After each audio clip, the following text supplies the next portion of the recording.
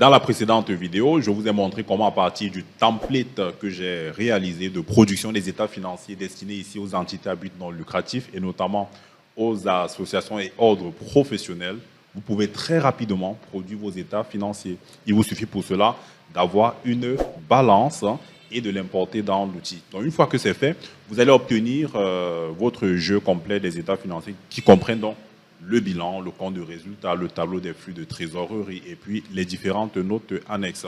Je voudrais dans cette vidéo vous présenter les différences que vous pouvez observer, que vous allez observer en tout cas, entre des états financiers pour entités à but non lucratif et puis les états financiers pour une entreprise classique. Il y a quelques différences que je voudrais vous montrer ça.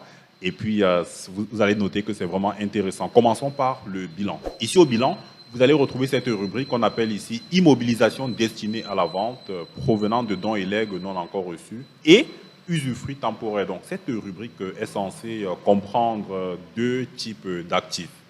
Le premier type, c'est un actif correspondant à un don ou un legs que l'association a reçu, mais dont elle ne profite pas encore, elle ne jouit pas encore, du moins elle n'est pas encore propriétaire de cet actif-là.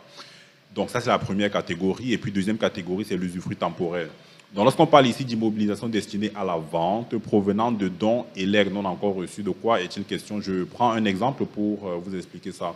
Prenons l'exemple du legs. Le legs, c'est cette donation que va effectuer une personne de son vivant. On le fait par voie testamentaire. Ça veut dire qu'on va, par exemple, aller voir un notaire pour effectuer pour faire cette donation au profit d'une association. Donc, tant que le propriétaire ou la personne, le donateur, tant qu'il est vivant, l'association ne peut pas encore faire usage du bien. On parle donc là de legs non encore reçus. Néanmoins, vu qu'il y a un acte authentique devant le notaire qui certifie que l'association deviendra bénéficiaire, elle peut déjà comptabiliser cet actif-là dans son patrimoine. Et c'est pour cela que cette rubrique existe, pour permettre ici d'afficher dans le bilan la valeur des legs non encore reçus. Et lorsque la personne qui a fait donc la donation décède, à ce moment, l'association pourra donc vendre le bien en question et pouvoir ainsi conserver les fonds suite à cette vente-là. Mais tant que ce n'est pas encore le cas, tant que la personne vit encore, eh bien, on verra dans le bilan cette immobilisation destinée à la vente et provenant de dons et legs non encore reçus. Ça, c'est quelque chose que vous ne verrez pas dans les comptes, que vous ne verrez généralement pas dans les comptes d'une entreprise, parce que la loi également réglemente même le type d'organisation susceptible de recevoir des donations. Donc, dans cette rubrique, vous avez ces immobilisations destinées à la vente et provenant de legs non encore reçus. Vous avez également ce qu'on appelle ici un usufruit temporaire. Ça veut dire que, temporairement, l'association va bénéficier des fruits d'un actif. Cet actif pourrait être un bâtiment. Ça veut dire que le propriétaire du bâtiment donne ici à l'association l'usufruit pendant une durée qui n'est pas indéfinie. C'est pourquoi on parle ici d'usufruit temporaire.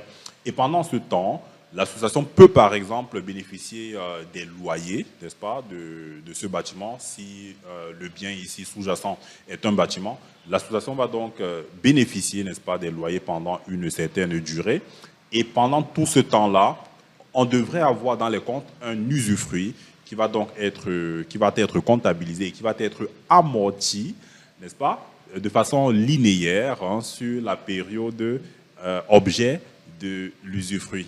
Donc, ça, c'est une rubrique que vous retrouvez notamment dans les comptes des associations d'une certaine taille et que vous ne verrez pas nécessairement dans les comptes d'une entreprise classique. Toujours à l'actif, vous allez remarquer une autre rubrique ici qu'on appelle le adhérent. Donc, ça, c'est dans la partie actif circulant.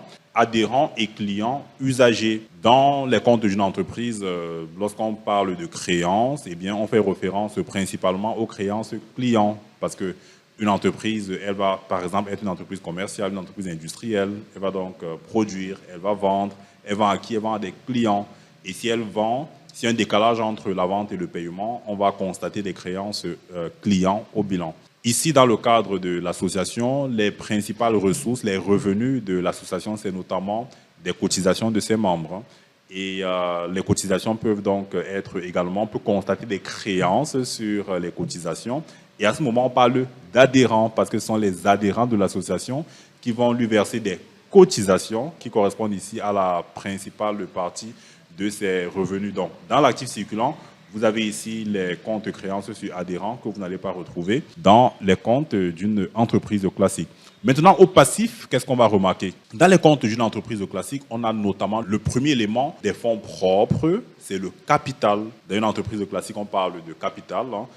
Les associés apportent des fonds. Ces fonds, c'est le capital de l'entreprise et ce capital peut évoluer dans le temps, il peut faire l'objet d'augmentation, de réduction également.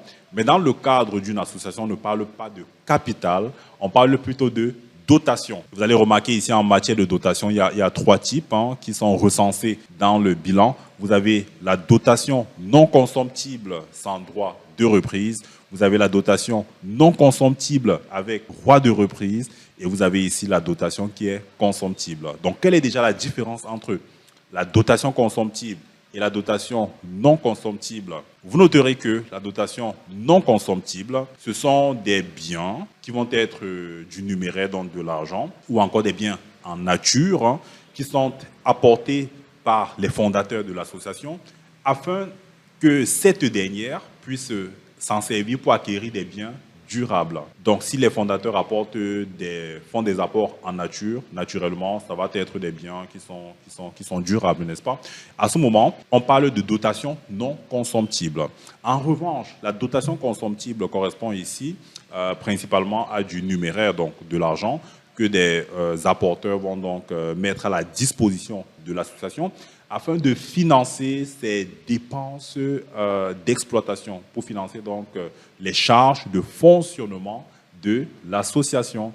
Et par conséquent, on voit ici la différence avec la notion de dotation non consomptible qui, lui, finance les biens durables de l'association et la dotation consomptible qui va être utilisée ici pour financer les charges d'exploitation, de fonctionnement de l'association.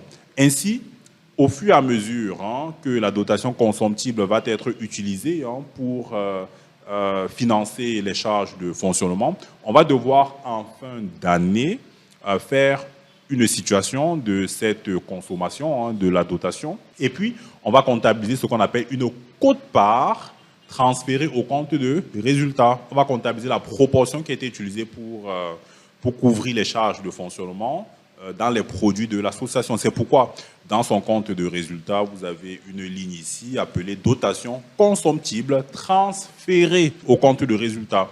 Donc, cette ligne va permettre ici de neutraliser les charges de fonctionnement qui ont été payées avec quoi? Avec la dotation consomptible. Donc, on a parlé de la dotation non consomptible pour financer les biens durables, de la dotation consomptible pour financer les dépenses de l'association. Ça peut financer les dépenses sur plusieurs exercices ou sur un seul exercice.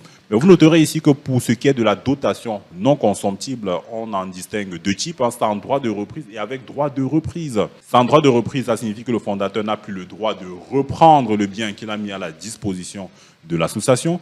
Avec droit de reprise, ça veut dire qu'il peut à tout moment décider de rentrer en possession du bien qu'il a mis à la disposition de l'association, qu'il s'agisse de biens en nature ou même de fonds mis à la disposition de cette dernière. Donc ça c'est une rubrique que vous ne verrez pas dans la comptabilité d'une entreprise classique, parce que dans une entreprise classique, eh bien, on a des actionnaires. Suivant le cas, on aura des SA, des actionnaires. Ou dans une autre forme de société, on aura des associés qui vont donc apporter, qui vont faire des apports, qui vont constituer ici le capital de l'entreprise. Et généralement, ces apports n'ont pas vocation à être repris, sauf dissolution de l'entreprise. Toujours au passif, vous allez noter ici la présence de ce qu'on appelle ici un droit d'entrée. Donc, il y a des associations qui peuvent prévoir dans leur statut que pour en devenir membre, il faut verser d'abord un droit d'entrée. Donc, c'est un droit qui va vous conférer, une fois que vous l'avez versé, la qualité de membre ou d'adhérent de l'association. Le droit d'entrée, on le verse une seule fois, c'est à l'entrée, alors que les cotisations, que vous allez voir ici dans votre compte de résultat, vous avez ici les cotisations. Ces cotisations, généralement, on va les verser de façon sur une base régulière, par exemple tous les ans, tous les trimestres, tous les mois. Donc, tout dépend des règles de fonctionnement de l'association qui vont donc définir la périodicité de versement de la cotisation. Mais la différence entre la cotisation et le droit d'entrée, eh bien, c'est le rythme de versement. Le droit d'entrée, c'est uniquement à l'entrée, tandis que les cotisations, eh bien, c'est de façon fréquente. C'est la raison pour laquelle le droit d'entrée, lui, il va figurer dans le passif parce qu'on considère que c'est un type de fonds propres. Il restera donc à la disposition de l'association afin de financer eh bien, cette dernière, tandis que les cotisations, c'est un revenu régulier qui va ici être comptabilisé au compte de résultat et va donc affecter le résultat net de l'association. Vous allez également constater dans le passif de votre bilan associatif que vous avez ici une rubrique fonds affectés et reportés. Donc, les fonds affectés ici, c'est quoi? Ce sont des fonds qui vont être mis à la disposition de l'association, par exemple par des bailleurs de fonds, afin de financer un projet de développement.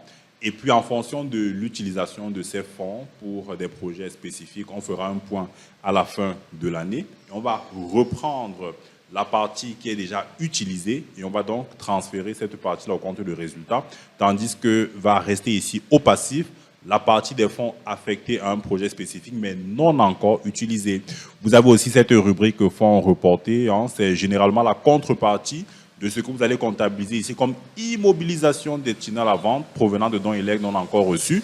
On va devoir comptabiliser ici comme contrepartie des fonds reportés. Et une fois que les biens, les immobilisations sont cédées, sont vendus, on va reprendre donc ces fonds reportés. Donc ça, c'est des rubriques spécifiques au bilan d'une association. Regardons maintenant le compte de résultat pour voir ce qui fait sa spécificité. On a parlé des cotisations déjà, ça c'est des ressources versées de manière fréquente par les adhérents de l'association. Vous avez ici la rubrique dotation consomptible transférée au compte de résultat, c'est ce dont on a parlé il y a un instant. Là, c'est la fraction des dotations consomptibles utilisées pour financer les charges de fonctionnement de l'association. Vous avez aussi ici des revenus liés à la générosité. On ne le verra pas dans les comptes d'une entreprise. Ces revenus, ce sera notamment des dons, n'est-ce pas, que vont effectuer de façon ponctuelle des particuliers, des entreprises ou même diverses organisations au profit eh bien, de l'association. Pour les associations cultuelles, elles peuvent également recevoir de la part de leurs sympathisants eh bien, des revenus liés à la générosité. Dans la partie achat, vous allez remarquer ici que pour les comptes de l'association, en tout premier va figurer ici le compte ou alors la rubrique achat de biens et services liés à l'activité. Parce qu'on estime que l'association n'a pas d'activité lucrative et va plutôt effectuer les achats de biens et services afin de faire fonctionner, n'est-ce pas, l'association. Pour prendre une image, pour permettre d'illustrer ça, on peut penser ici à une association qui va par exemple s'occuper de donner des vêtements à des sans-abri. Qu'est-ce qu'elle va faire? Elle va acheter certainement des vêtements en grande quantité afin de les offrir à ceux qui en ont besoin. Ces achats rentreront dans la rubrique des achats de biens et services liés à l'activité. Regardons le tableau de flux de trésorerie pour examiner également comment ça se présente. Vous allez remarquer que pour la partie flux de trésorerie provenant des activités d'investissement, la présentation est identique à celle des comptes d'une entreprise classique. La seule différence que vous pouvez observer, c'est sur la partie financière. Vous allez remarquer ici qu'on parle d'encaissement de dotation et non d'augmentation de capital. Vous allez également remarquer que dans la partie flux de trésorerie provenant des activités opérationnelles, le calcul des flux de trésorerie n'est pas identique à celui des états financiers pour une entreprise classique. Pour une entreprise classique, généralement, on calcule d'abord ce qu'on appelle une capacité d'autofinancement. Cet indicateur correspond ici au flux de trésorerie potentiel dégagé par l'activité opérationnelle. Vous allez remarquer ici que ce n'est pas le cas parce que généralement, une fois qu'on calcule la capacité d'autofinancement, on va déduire le besoin de financement lié à l'exploitation ou lié aux activités exceptionnelles afin de dégager, n'est-ce pas, le flux de trésorerie provenant des activités opérationnelles. Ici, vous constaterez qu'on est assez détaillé dans la démarche et puis on indique tout ce qui est flux de trésorerie entrant, donc tout ce qui est encaissement, et tout ce qui est flux de trésorerie sortant. Et la différence entre les deux vous donne ici les flux de trésorerie provenant des activités opérationnelles. Donc moi, je trouve cette approche beaucoup plus complexe parce qu'il faudra recenser déjà les comptes qui correspondent ici aux cotisations, dans les comptes de produits. Ensuite, il faudra déduire de ces comptes de produits la variation des potentielles créances qu'on pourrait avoir suite aux cotisations et le faire pour chacune de ces rubriques afin d'obtenir ici les flux de trésorerie liés aux activités opérationnelles. Parce que voyez-vous, les cotisations que vous avez ici dans votre compte de résultats ne correspondent pas toutes à des encaissements. Il est possible que dans ce montant, une partie ne soit pas encore encaissée, bien que ce soit déjà comptabilisé parmi les produits de l'entreprise. Et par conséquent, il faudra faire super attention pour obtenir, n'est-ce pas, le montant de ces encaissements ici. Donc, vous noterez que j'ai prévu ici des formules qui vous permettent de faire remonter les différents encaissements, de faire ressortir les différents décaissements. Mais pour ce qui est de l'année N-1, eh bien, il faudra tout simplement récupérer ce qui a été calculé l'année antérieure et faire ici une copie valeur. Donc ici, il n'y a pas de formule pour l'année N-1. En revanche, pour l'année N, vous allez remarquer que tous les éléments sont tout à fait calculés automatiquement. Donc voilà pour l'analyse comparative que je voulais vous montrer sur les états financiers des comptes d'une association versus les états financiers des comptes d'une entreprise classique, afin d'éclairer ici votre lanterne sur les comptes associatifs. Si vous ne l'avez pas encore fait, abonnez-vous à la chaîne, activez les notifications afin de ne rater aucune vidéo produite ici pour vous faire monter en compétence en comptabilité et sur Excel.